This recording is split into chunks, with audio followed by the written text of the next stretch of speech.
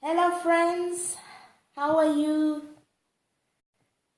It's Esther here, Esther Kuganja Adedoyin.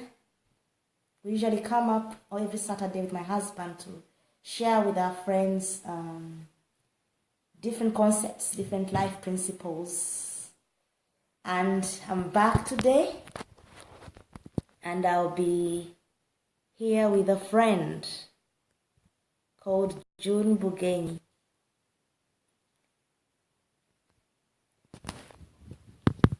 And guess what? The topic we're discussing is really, we look forward to it. It's playing up. And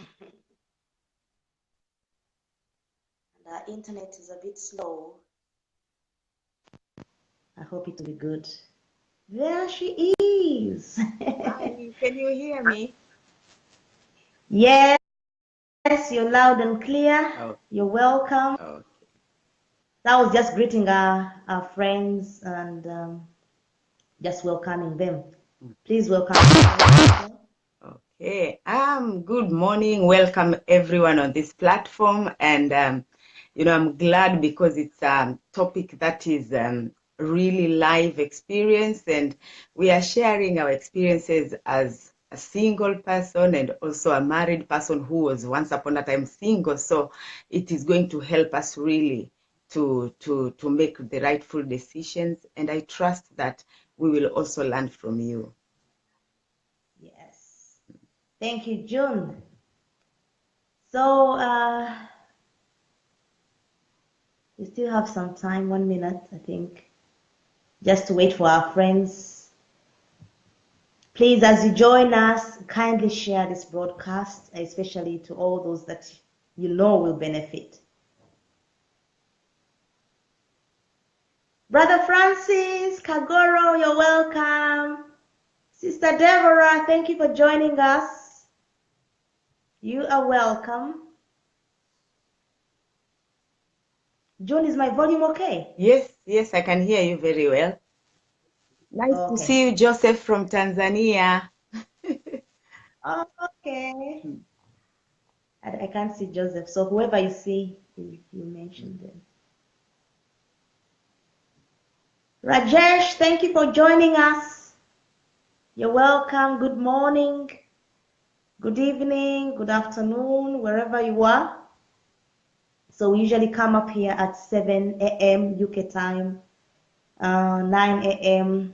East African time, and different times all over the world. So we are going to start, and our topic today is, we are still going through the series of having the right mindset before marriage. And today's topic is dealing with marriage misconceptions. We are going to tackle some marriage misconceptions, and we are hoping that you'll be sharing your views as well. I'm sure we cannot know everything. Sister Shingre, how are you, my sister? Thanks for joining us. So please come and share with us your experience, your knowledge. Oh, Sister Jen, this is your topic. Thanks for joining us. You're the one who encouraged us to talk about this. So this is really your topic. How I wish you could be. So we expect to hear a lot from you. Brother Fred, thanks for joining us. So our topic is dealing with marriage misconceptions. And yeah, so it's a very important topic, especially for our single and gentlemen out there, who are hoping to get married. There are many times we are misled, but what is out there, the information that we've been hearing from those around us, and some of those informations are not really the reality of what is really marriage is all about. So what do you think? Mm-hmm. Yeah, I feel like at times those who are looking forward to get married, sometimes I think we wait with a wrong mindset, and therefore we have some unspoken expectations which in the first place are founded on a wrong foundation. And because of that, you will find people, by the time they enter into marriage, they actually realize, this is not what I was expecting. And then that's when trouble starts, in relationships. And I feel like it's really good that we are sharing this so that we help each other.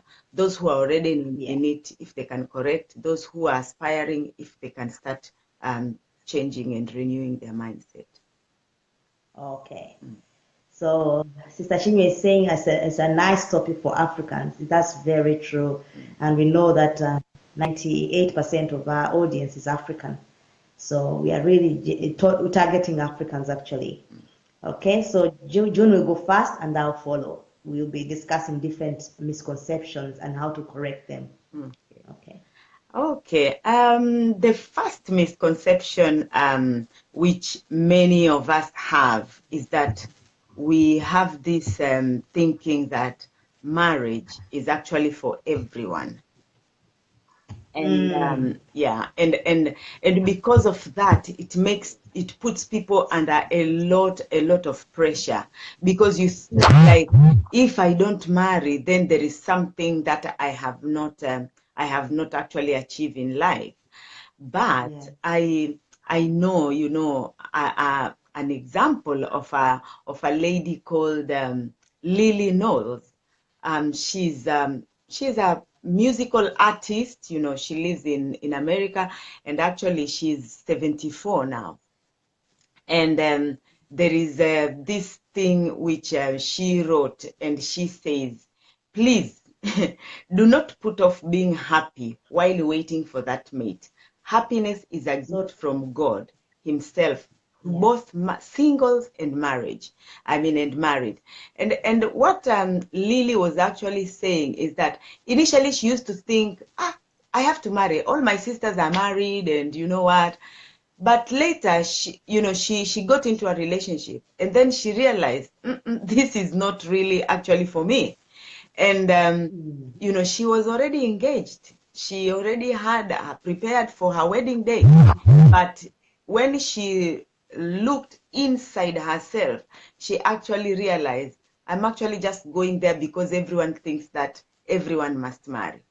And when she sat down and asked herself, she realized that that one is not for her. So she broke that first relationship, and then stayed single for a while, and then got into another relationship.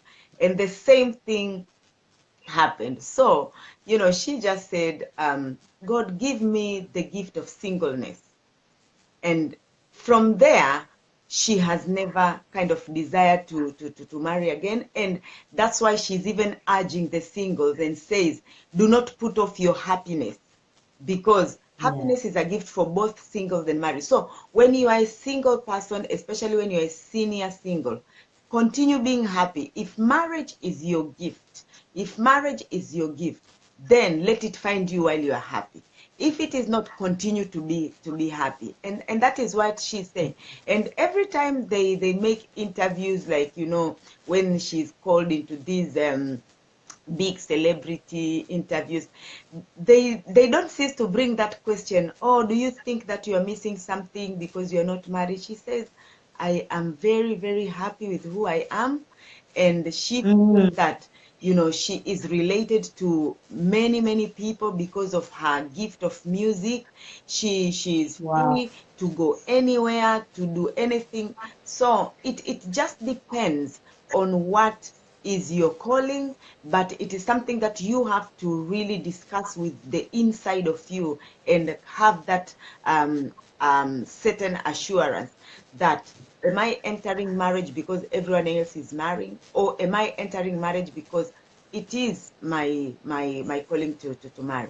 And if marriage is not your gift, is not your calling, then continue to do what you are good at, and make life an enjoyable experience. So I want us to correct that mindset that everyone must marry. Not everyone. We even, for those who read the Bible, they know that there's some, Apostle Paul did not marry, and for him, that was perfect for him.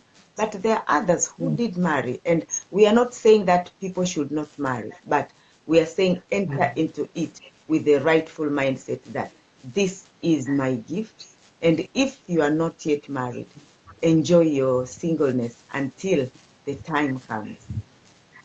All right. Mm. There are very interesting comments here. Sister Chimo is saying some get depressed for not being married, while some married people are in depression. How true? Isn't it? Marriage is not and does not bring happiness either. That's Mm. another misconception that we are correcting. You're right, Sister Chimo. Mm. Then my husband Sam is saying, June, that is a stage many of us wanting to marry do not want. Um, I can't see it properly, June. Can you see it? Um, is saying that is a stage many of us wanting to marry do not want to get to. For someone to Yeah. sit back and question ourselves why we want to marry. Yeah, because Mm, many people avoid that one because they think, oh, I don't want to come to that conclusion that, oh, this is not mine. And then so they are kind of blocking out an anticipated discouragement or, but mm. sometimes it's better you face reality rather than you jump into something and then actually you realize this one is not my gift. I salute this lady called Lily. She's 74. She is happy. She says she has got no regrets and she feels sorry for people who think that they marry, because she says she has friends who have entered into marriage and they're the ones running to her to ask her things, and she's saying, I am not in there. Yeah, you should be telling me. But they actually said, you actually made for you it was the right decision, because sometimes they who are in there, they question themselves, did I actually make the right decision? Mm. Okay. Mm. Okay, so let's move on to another misconception. Mm. And the other misconception is that marriage has to be perfect Mm. or it is a failure. Wow. If marriage is made up of two human beings, and we know that human beings are not perfect, Mm. then how can you expect perfection? We shouldn't expect perfection. Actually, it's just a journey of learning and growing. Mm. And with those aspects of learning shows that there's no perfection. Otherwise, there will be no room for growth. Okay? So we should expect that marriage will not always be perfect, Mm. and it's an area, and that is normal. There's nothing wrong with it. So it's a journey for you to both individuals to really work together. Mm. Okay. See an example. Two people are raised from different backgrounds, different families, and you're coming to make one family. Mm. Of course, there's a high probability of stepping on each other's toes. Mm. Okay. That is not perfection. So someone who experiences some small thing like that will say, oh, marriage is not for me. No, no, no. Mm. So just that's an area you're learning to live with another person. There's a lot you have to learn. There's a lot you have to develop yourself into. So, and I have a problem with couples, because when I was single, I would look up to different couples and see how they portray a perfect marriage. Mm. Especially after they don't want to be embarrassed when they have issues. So Mm. they always say, yeah, marriage is good, marriage. And to a single person, you are given a wrong picture. I'm That, telling you. okay, so no roses, there are no thorns, there are no irritations. So in that way, we mislead our young Mm. people. Mm. Always be open to share experiences so that they can learn, they can be well prepared. Mm. They don't get shocks in that marriage. Okay, Mm. so that's the thing. So yeah, so that is it. June, Um, over to you. there is another misconception which says you can change your spouse. And I always look at it, even though I am single, I'm looking even at it when you have friends. or you even have siblings, you know, just normal relationships.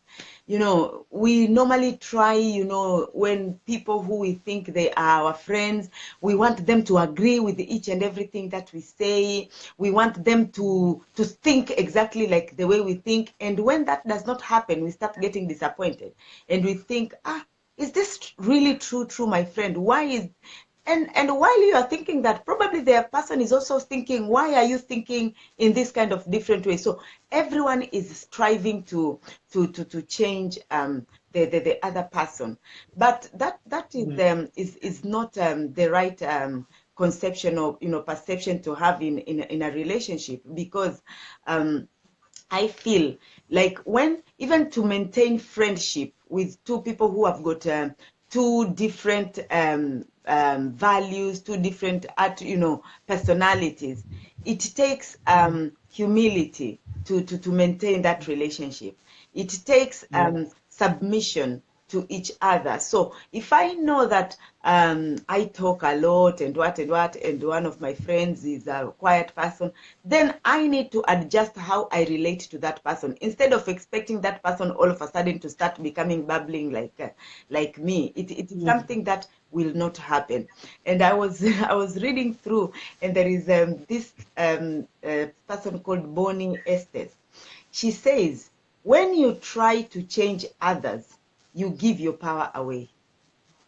When you are constantly trying to make other people to become like you are actually giving your power away, because she says you will know you are giving your power away, because you will feel feelings of hopelessness, confusion, frustration, anger, negative stuff like that, because they will not be changing.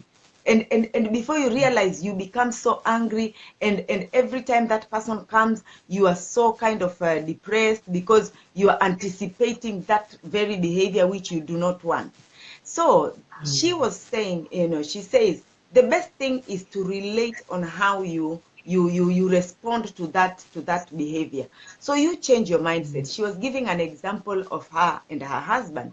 She says, we plan that we want to go somewhere, and my husband will always be late to come from work because she was at home.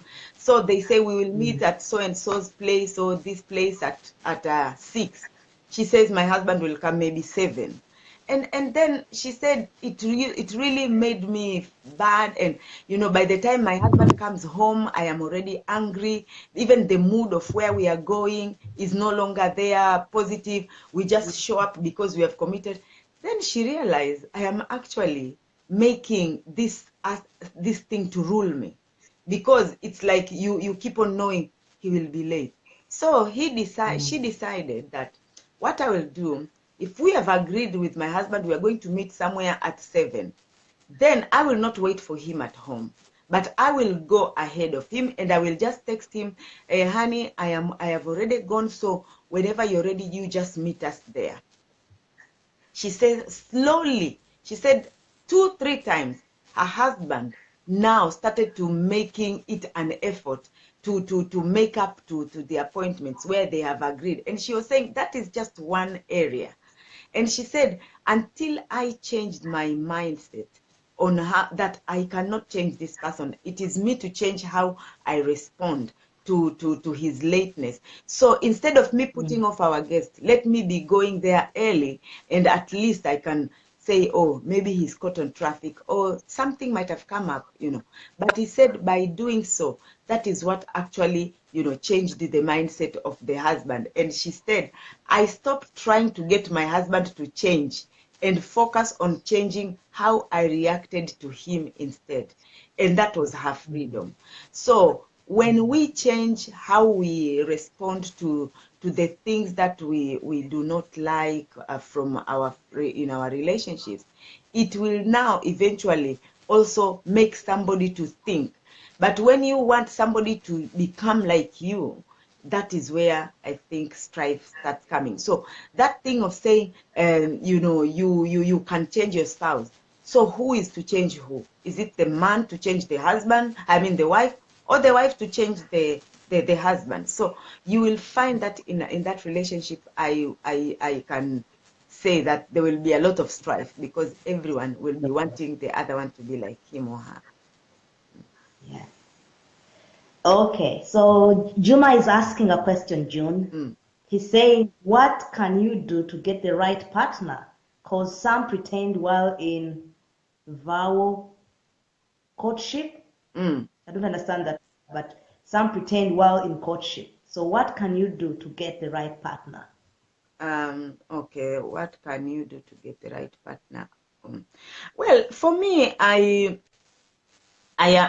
am single there, and I am not striving to do anything to please anyone. What I have decided, I will focus and do my assignment.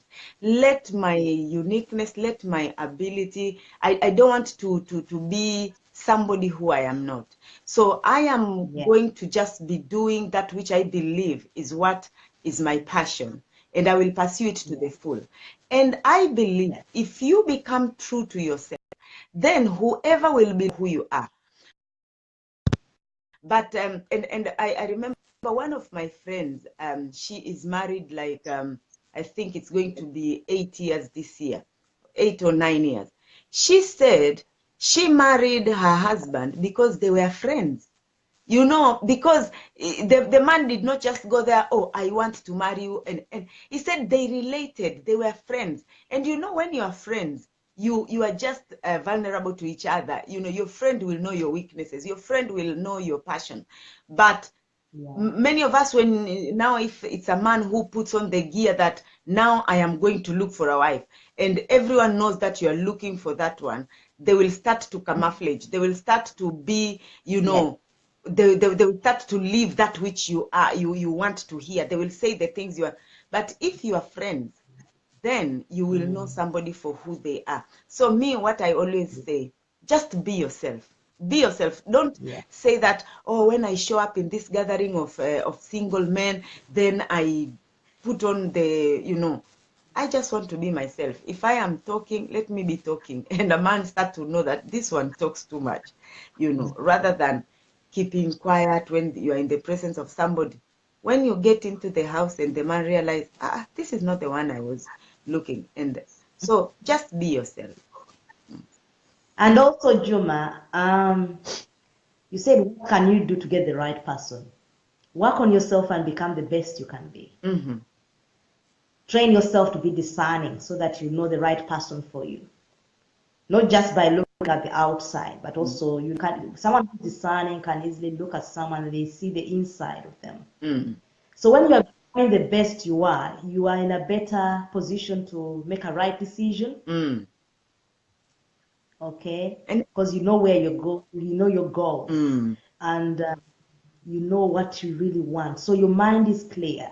So when you are the best you can be, you attract the best person as well. Yeah. So that life, so there's always that principle of attraction. You always attract someone like you.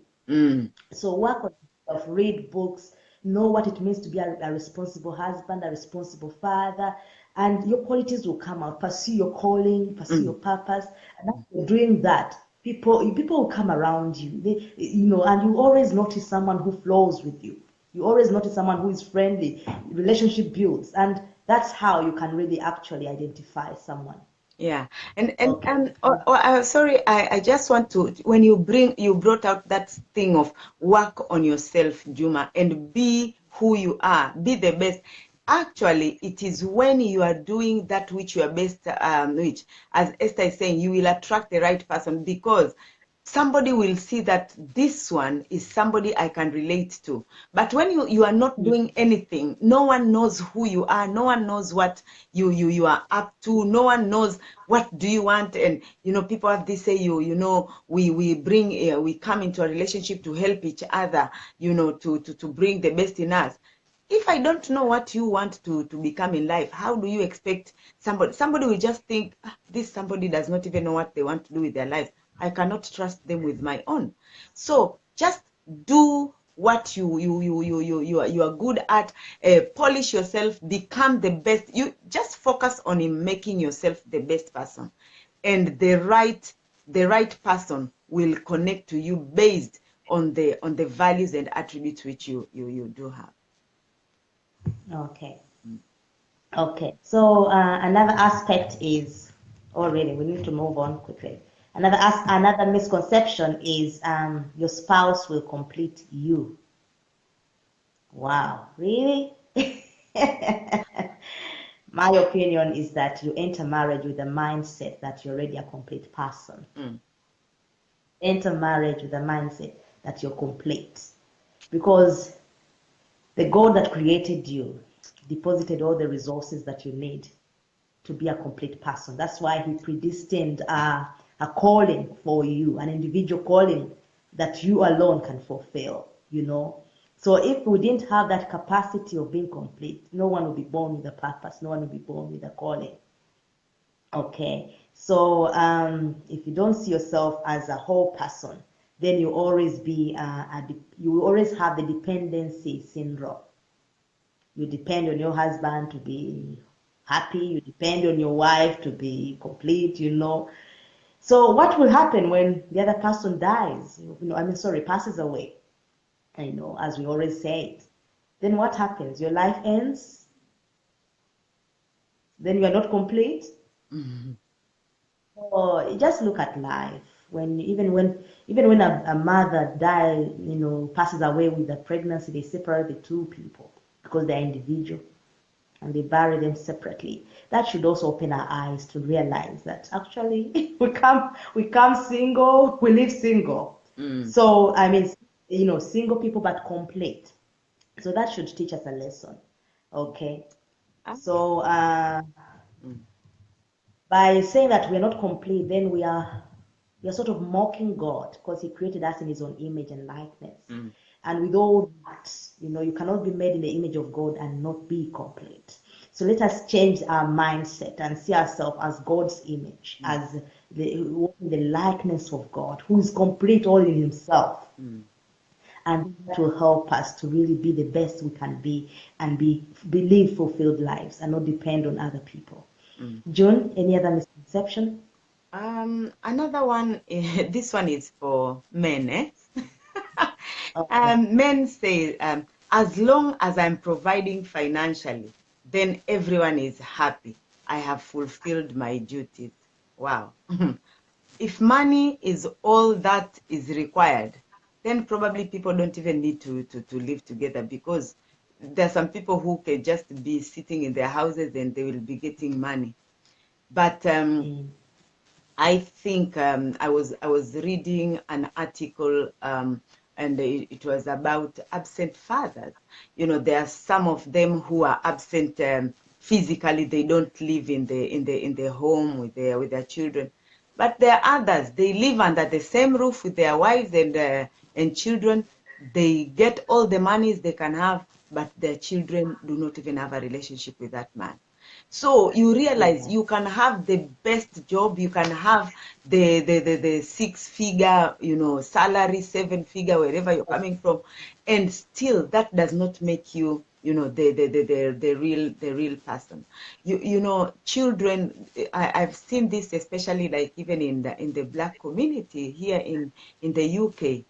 There are some children who rarely see their fathers, because by the time daddy gets up to go to work, the kids are still in bed. By the time they come back, the kids have already gone to bed.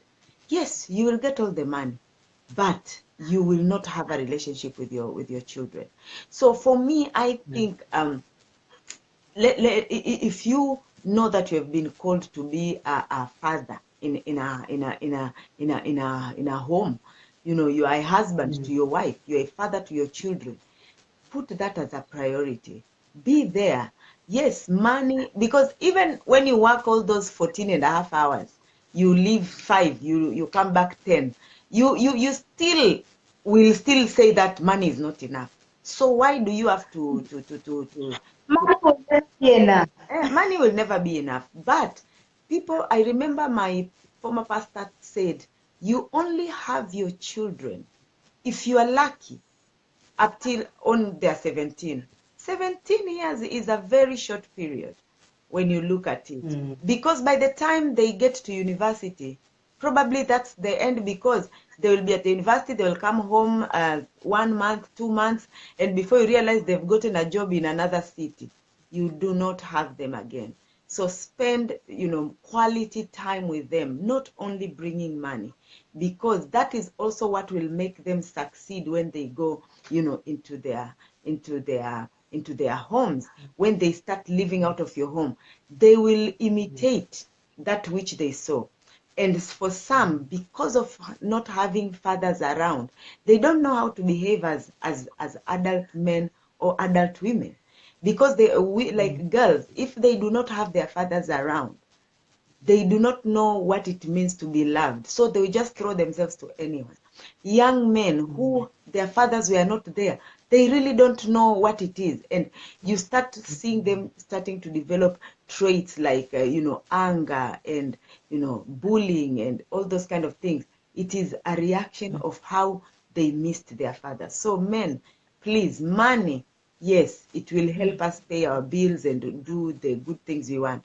But quality time with your family is more important than money. Yeah, June, that is so true. Because look at all the celebrities that we see in the news. They have all the money, all the fame, but the marriage is not working. So that shows that there's something missing. So we need to correct that misconception. Okay. And another misconception is that my purpose in life is to, okay, this is about women, actually, African women. My purpose, my purpose in life is to please my husband, cook for him, and raise the children. My purpose in life is to please my husband, cook meals for the family, and raise the children. Well, those are good. They are aspects of marriage, but life is not all about those. Okay? If that was the only thing, then we wouldn't have a lot of resources that God gave us. The brain, the thinking capacity, the reasoning capacity. We'll just be needing hands and all something. So I related this misconception to an iPad, June. Sometimes when you're given a gift as an iPad, and the only thing you know that it does is to take photos and maybe play games. Yes, it can do those things. Yes, you as a wife, you please your husband, you cook, you raise your family. Yes, you can do. I'm not disputing that. But even as an iPad, yes, it does. It takes photos, you play games. But is that all? When you really know the concept of the iPad and the capacities and the capabilities it can do, you will be amazed. Because understand the functionality of that, you realize that actually you can even organize your events in a calendar. You can check your emails. You can do live broadcasts. You can hold meetings. You can train people. What else does an iPad do, June? You can read books on Kindle. So I'm just trying to say that the purpose of a woman is much more deeper than the outside. So the more you understand and discover that purpose, actually, the more you get out of her. So if you have someone who's an intellectual, they are very intelligent, they are very resourceful, they do research, they invent things. Are you going to limit them to the kitchen and the bedroom? No, you're going to allow them to expand that capacity because God gave it to them for a purpose, to bless the world, to produce products. So this also calls us to women, as you get into marriage, manage your time well so that you can balance your life and have time for your purpose. Don't use all your time in a marriage for only the family. You are much more. Just like I explained the iPad, it has a lot of capacities once you get to know what it can do. So you yourself are like that. Discover your purpose, discover your calling. You discover that you can do much more than that. Yeah. Okay. So yeah, anything you wanted to add? I think many of us women go into relationship thinking that the only thing you can do is to please a man. And I remember there is somebody who said, if that is the kind of wife you are looking, please just go into one village and just look for somebody who just finishes school like this primary and just take that person. But even that person, they will still have something inside of them. And as you had mentioned earlier, we are created in the image and likeness of God. Everyone has something that is unique about them. And if you try to suppress that thing, relationship starts to have friction. Because if somebody is good at, if you realize that your wife is good with the children, then probably it is about her maybe to reaching out to other people's children, maybe have a little creche, maybe, you know, do something, just find out what it is that your wife. Sometimes women have that conception. Now I'm telling men, please help your wives to bring out that uniqueness. You know, Lushomo, I can see you are there.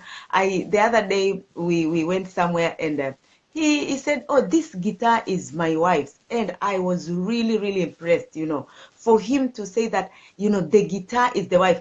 And it's a bass guitar. People will just think bass is played by men. But you know, this is a man who is helping the wife to bring out that ability and the gift of music, which I really like. So please, men, even if your wife has come with that mentality that the only thing she does is to cook and look after children, please help them, you know, to bring out that ability, and you will be very, very happy. And also, June, to think about it, look, I always learn from animals as well. Look around you. They also know how to raise children. They also know how to find food for their children.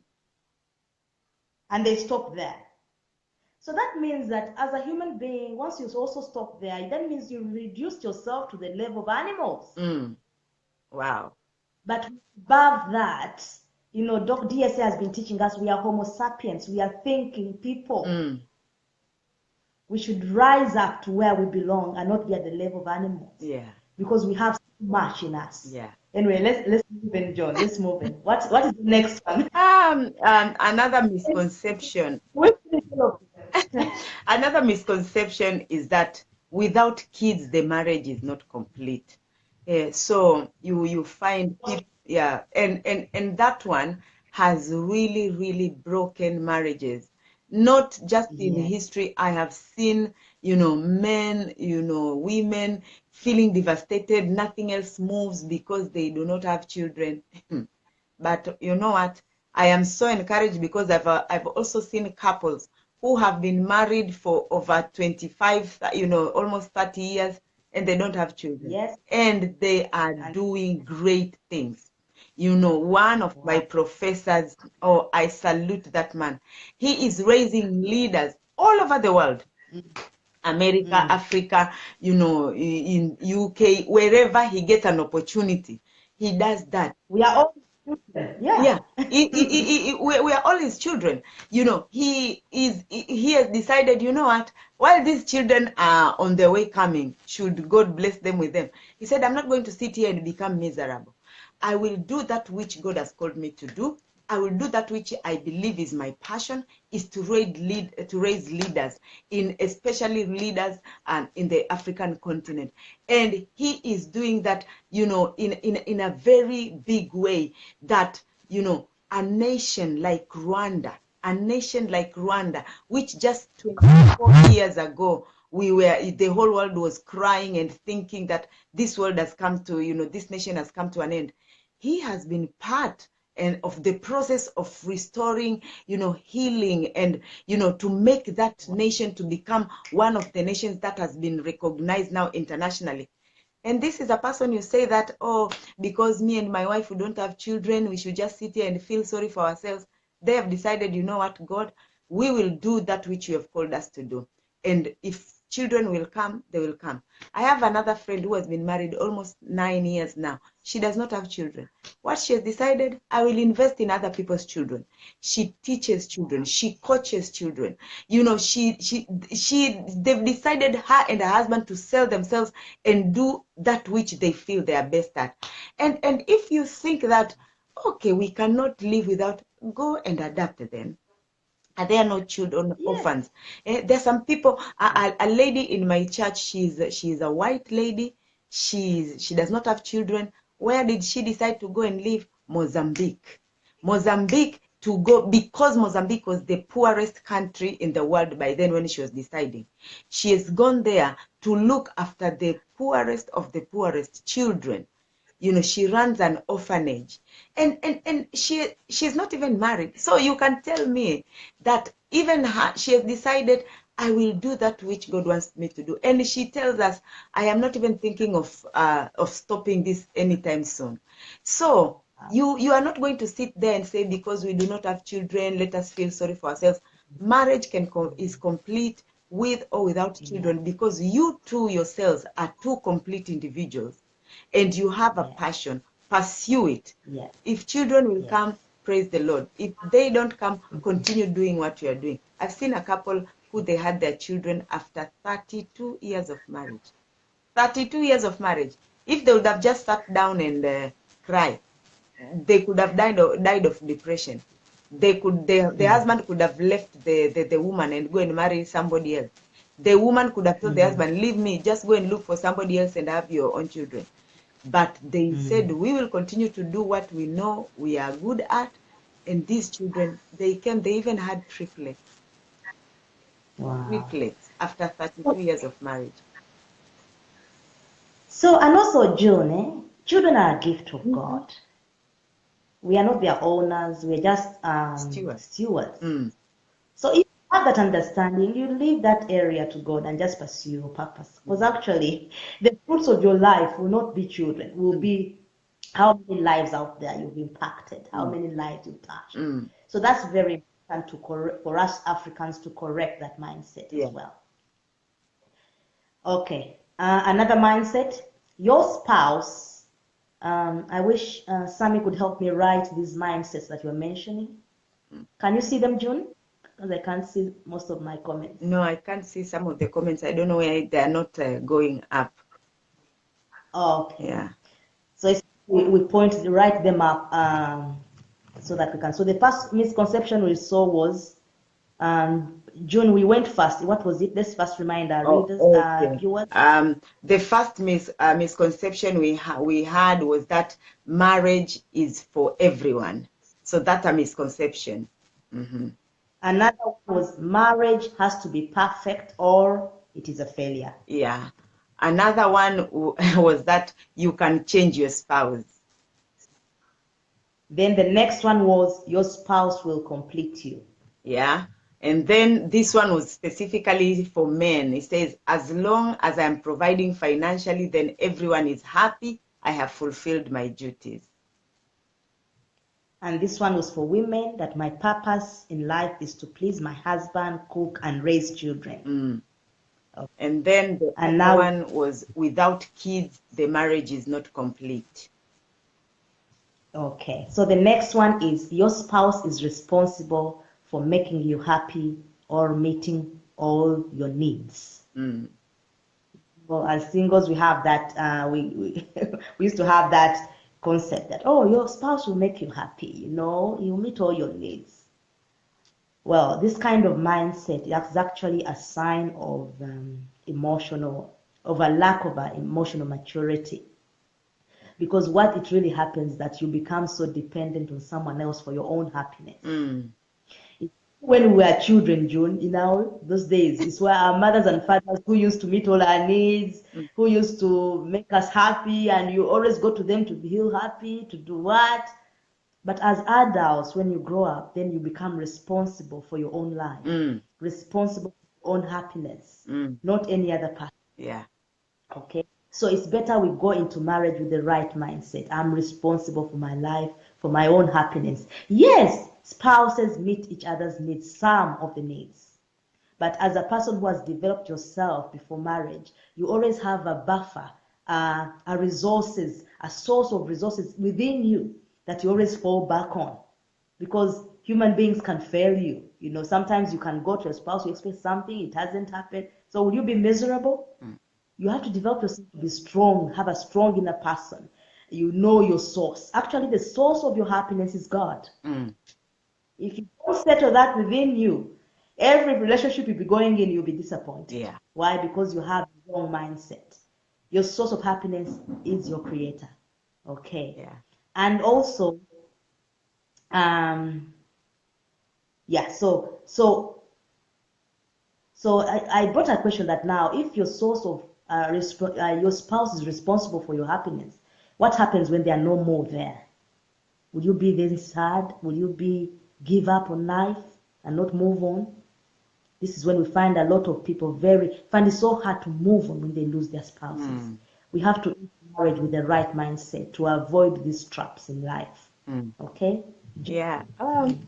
Um, Another wrong mindset is that getting married will solve the problems of trust and insecurity. People think that once you get married, trust issues are solved, and then you are fully secure because you are no longer alone, and you've just arrived. My Miles Monroe, in his book Single, Married, Separated, and Life After Divorce, he said, "You do not have to marry in order not to be alone.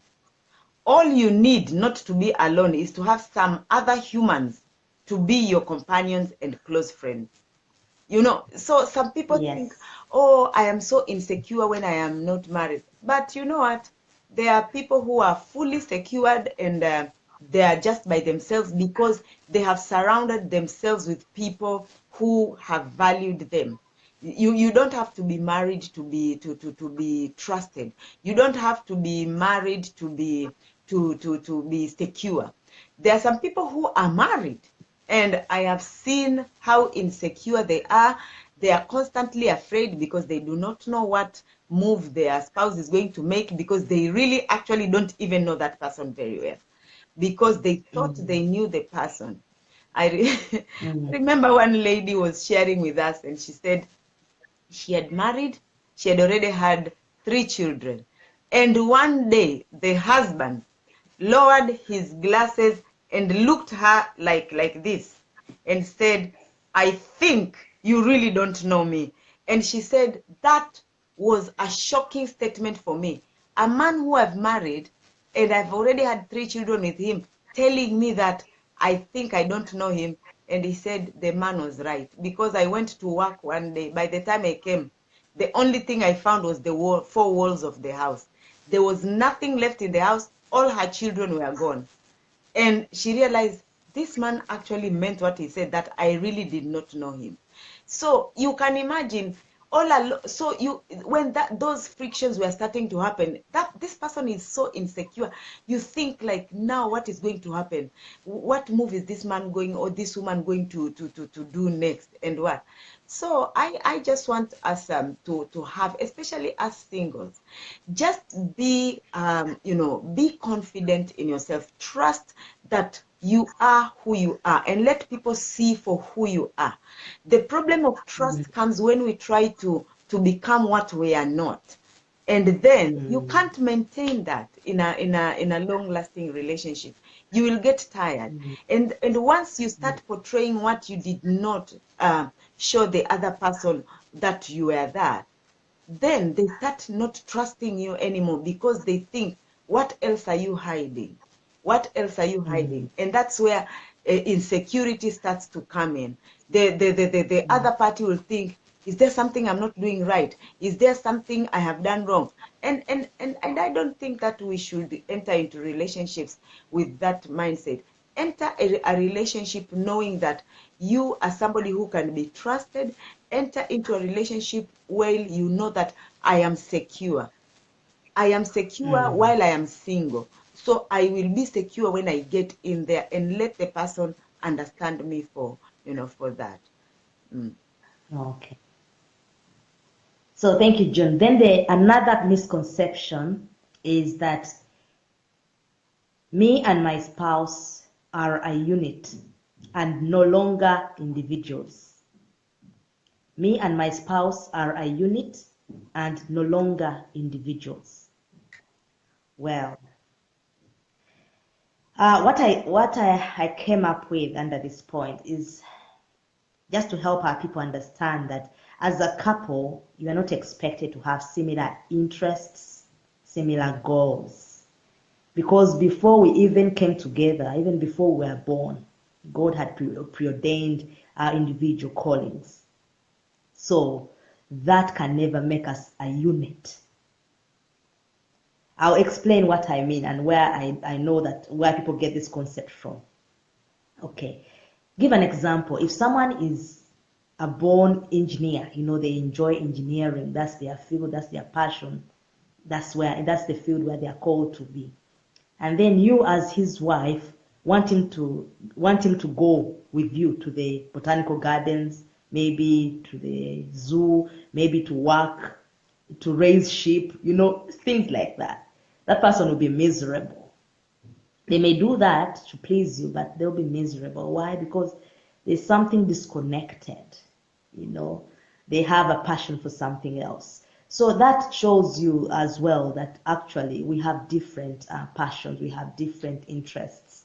Okay? And that is how it feels when two people want to fit into one single unit. There's always that friction. So one is more fulfilled expressing and living out their individuality. Yeah, so that doesn't mean that you are not together as a couple. And yes, I know the scripture in Genesis 2:24 says that therefore a man shall leave his wife as his father and mother and and be joined to his wife, and the two shall become one flesh. Yes, that is very true. Okay, so this talks to men actually, because it says that therefore a man shall leave his father and mother. It talks to men to actually cleave to their wife. Why? Because men usually get attached to family, where they are coming from, to jobs, to friends. But this is a scripture telling us a principle of clinging to your wife, because right now you become a new family, okay, which has become a new priority in your life right now. So that I think the new family, the new family that you're creating is actually the single unit you're becoming. But it doesn't mean that you should all fit into that same, that if a man has a calling to be a pastor, you all fit into that, that calling as well. That will cause any person who doesn't have that calling to be miserable, to be a misfit into something they were not born to do. And therefore, that's where many errors come, that's where many conflicts come, that's where many divorces arise from. So we have to recognize that actually, even if we are together as a family unit, we are actually still individuals. So in order to correct this concept, this misconception, maybe we should state that me and my spouse make a family unit which is made up of individuals, unique individuals. That will help us understand each other and accept each other's uniqueness. That can be can lead to a very healthy relationship as well. Okay. Yeah. So what do you think about that? Yeah. I feel that you have addressed this well, especially when we say that or the two shall become one, and I'm thinking, which one do they become? And normally you will find everyone wants the other one to be like them. And that is what people tend to think, that the two shall become one. But as you are saying, if you married an engineer and the other one was a primary school teacher and both have passions for that, I think your oneness comes when you really actually help the other one to become, the best. And you actually appreciate that uniqueness the other person has, and you support them to be the best, and the other one also appreciates your uniqueness. So you see, like I look at Joyce Meyer and her husband. Joyce Meyer is the one who stands at the stage there. Dave does not stand there because that's not his calling. He is not the one who is called to teach, but he gives the wife the best support she needs to be able to accomplish that one. And I believe Joyce also helps the husband in whatever area God has called that man to be, or whatever the passion of that man is. And that is why you see that they are there together. There will be times Dave will not be in the meetings of Joyce, not because he does not love her, or not because they are not one, but because probably at that time he also needs to focus on something else. But the fact that they have created an environment where the two passions of the two individuals actually flourish while they maintain their relationships, and I think that is where it means that two people will become one. Not now because I'm the preacher, automatically you have to become a preacher. No. Or because I'm an engineer, now do I have now to go and start studying engineering so that we will all be doing the same thing? No. Help me to become the best, and I help you. So that is where the oneness comes. Yes. So thank you so much. Any other? This one, I think it will also relate a bit to what you had mentioned earlier. It's where for women. It said, "I am married to please my husband's family," and I feel that one. Many of us have been trapped on that. You go there and you are so scared of the mother-in-law. Close. You are so scared of the sisters-in-law. You are so scared. And I'm thinking now, what is that? And somebody asked a woman and said, if you are a mother-in-law and you are mistreating your daughter-in-law, are you telling me that is the seed you want for your daughter when she gets married? No one wants that for their daughter. So why? So I want us to correct that mindset for knowing that when two people come together, they have come to start another unit. The families are there, both the man's family, the woman's family are there to support them to become the best unit that they can raise. And I went through another quote, and it said, once a man and a woman have married, the only thing they should receive from their parents is advice and counsel, and then only when they ask for it. Parents should not Exactly. offer opinions or advice without being asked. And that one was Miles Monroe on his book, The Purpose and Power of Love and Marriage.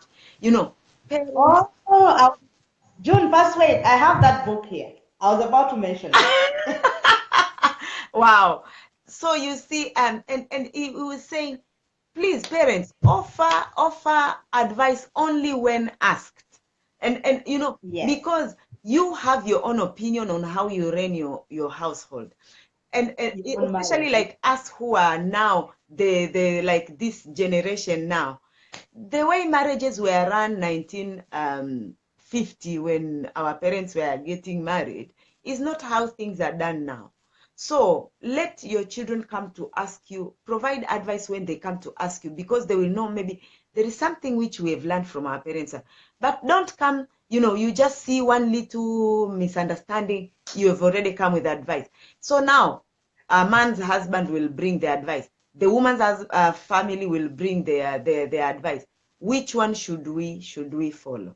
So I would say that we get into marriage to start our unit, and let it not be that you are married as a woman to respond to all the needs of the husband's family.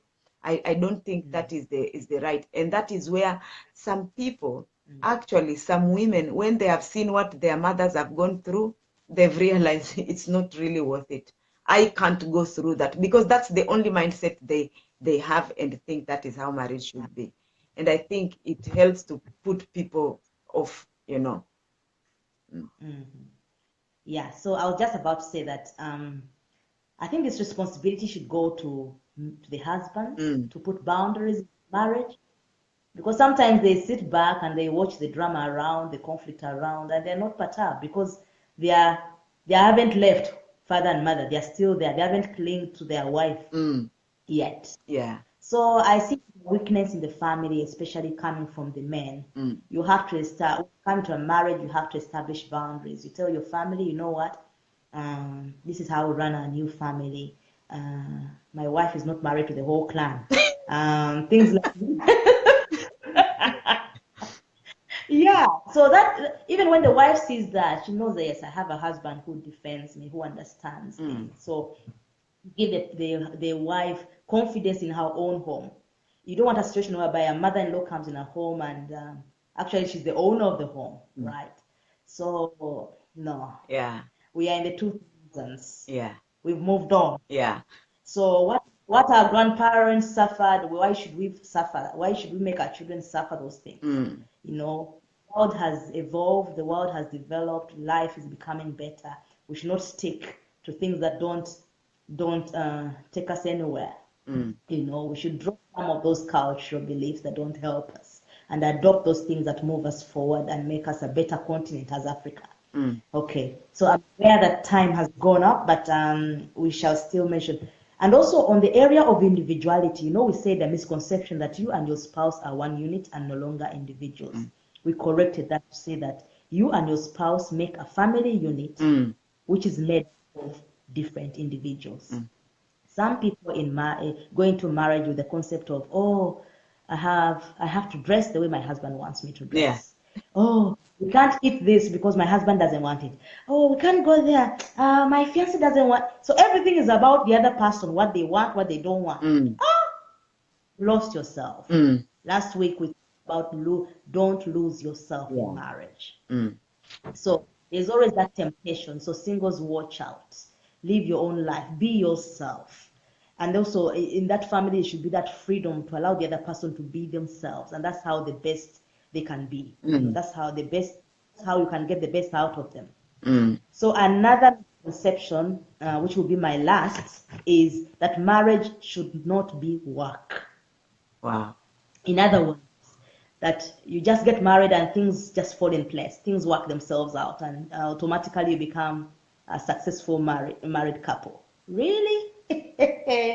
If marriage does not involve work, why did Miles Monroe have to write a book? The Purpose and Power of Love and Marriage. Dr. Sunday Adelaja wrote a book, which I've been reading. Successful Marriage Takes Work. Okay? I like this this book. It also helped me. It's the marriage book by Nikki and Sila Lee. So if there was no work involved, why are people writing all these things? The Heavenly Atmosphere in the Family by Dr. Sunday Adela. Okay? So we realize that people have written books to help us understand that there is work involved. Okay? Things don't happen automatically. So, okay, I'm just reading my notes here. Okay, so I'm just saying that the fact that any couple that wants a successful marriage needs to work together on their marriage and also as individually as individuals on their own characters. So there's work together as a couple and also work on yourself in your own developing your own character. Okay, that is how you can get a successful marriage. Yeah. Okay.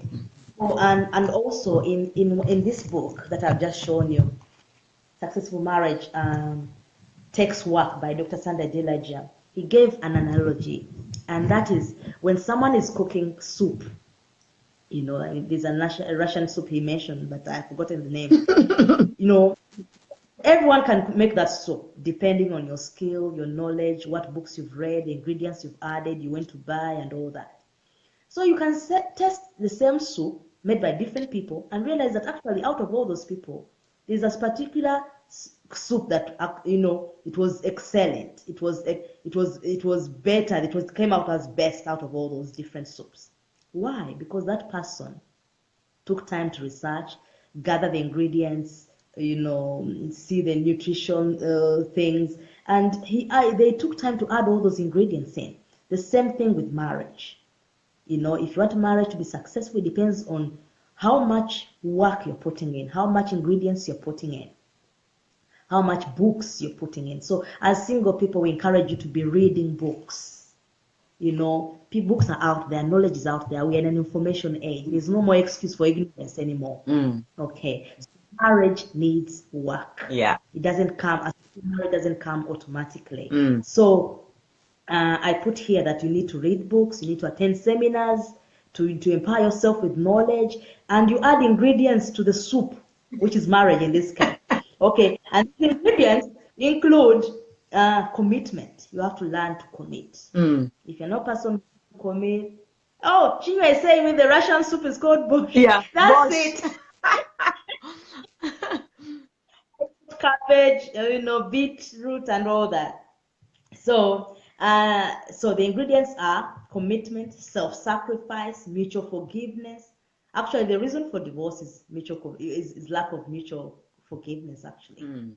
you know, in most cases. And then mutual understanding, mutual trust, fellowship, which women will like. You cannot be working 24/7 and you have no fellowship. Mm. That's an important ingredient to put in your marriage to make it a success. So you both have to work at adjusting your timetables so that you have time for each other. And then love, adding love, etc. So the ingredients are many. It depends on how much knowledge you have out there. And you need to get that knowledge. So all this is work. Knowledge is, you find knowledge. When you're digging for gold, it's not on the surface. It's under. Mm. And that takes work. Okay, so marriage is hard work. You really have to work hard at it in order for it to survive. Mm. Okay, Yeah. so if we want to have the right mindset, then if we can have the right mindset of all these things that we've talked about, then there will be fewer divorces, fewer separations. There will be more understanding, more forgiveness in marriages, and more family units, flourishing. Okay, June, what do you have to say? I remembered something when we were talking about pleasing each other's family, and I remember one couple. I asked them what do they do there, and they said that they have agreed if, say, the husband has got bad news, well, bad in quotes, Mm. news for his family, he will be the one to tell them. The bad news will Mm. never come from the mouth of the wife. For example, the family have asked for money. So he said, if we reach and we see we do not have the money, I will be the one to tell my family we don't have money. But if we have decided that this time we're going to give them money, then my wife will be the one to tell my family the good news. And so it also Mm. happens to the husband, to the wife's family. She will tell her family the bad news, but the good news will always come from her husband. And they have said that is how, in their own little way, they have managed to build relationships to know that where should family steps in. So she has Mm. even here, they say they've realized that the husband's family, if they want something, they go to the wife. They don't even ask the man. They speak to the wife. And then the wife will say, oh, I will check with my husband and what and what. And then if it's good news, if it's bad, the husband will be the one to tell them. So she says, by doing that, you protect your wife and you also protect Yeah. your husband from your families. So what the Yeah. family will be seeing is that good news comes from our in-law, and the ones which we Mm. don't want to hear comes from our daughter. So if we are to attack somebody, let us attack our daughter. But they said for them it has really helped them to do that. I Wow. thought that was a That, good thing. that is Mm. wisdom. Yeah. So, dear friends, I'm afraid we have to go. June, did you have anything else? No? The only thing which I would say that us who are single, let us use Yes. these opportunities to learn from those who are already there. We have friends who are married. Let's take time to ask them things. Let us continue our friendship by learning from them. What are the things which they had thought, which we were talking when we were single, which will have happened, Mm. and they realize that one is different. So start correcting your mindset. Let us read books. Let us attend conferences, hear the teachings about Mm. successful marriages, because we go through experiences so that we help others not to fall into the trap which we have fallen. So there is so much knowledge out there. Let us start working to get it before we get into marriage. Thank you, June. And for those who are married, in case you still have any of these wrong misconceptions that we've mentioned, please try to correct them. You realize your life will transform, you become a happier person, Mm-hmm. okay? And you can't do it alone, Talk with your husband, communicate, share your issues, Mm-hmm. and come to an understanding of one another. Mm. And then we'll make marriage a better place and a happier place for everyone. Even, we mentioned the other time that if your marriage is not a blessing to those around you, then it's not really there yet. Mm. So by putting all these things right, we are helping other people. And we are everyone Yeah. for being with us. We have to rush Ah, off. I'll read your comments later. So thank you, sisters and brothers, for commenting. Thank you for your time. God bless. Oh, the action point for this broadcast is June. single people, as I Yes, mentioned earlier, equip yourself with knowledge. Find the yes, right mindset from the right people. yes. Mm. Thank you. So have a nice weekend, everyone. We love you. God bless. Thank Bye. you. Bye. Thank you. Thank you, Pastor Mwende from Tanzania. Thank you so much. Mm. Thank you, Eddie. Thank you, Sister Chinwe, for commenting. Thank you, everyone. Thank you, Doris. Bikovere Lydia, thanks for joining us. Everyone. Sister Mm. Doris, thank you. Please share the book list. Okay, Sammy will write it. Successful marriage takes work by Dr. Sandra Delager. The Heavenly Atmosphere in the Home by Dr. Sandra Delager. The Marriage Book, and it's a thick one, by Mickey and Sheila Lee. Yeah, so they Mm. are marriage counselors here in the UK. The Purpose and Power of Love and Marriage by Dr. Miles Monroe. So they'll write. Sammy will write the list of books on the comments. So thank you all. We need to rush off. God bless you. We'll see you next time. Bye. Bye.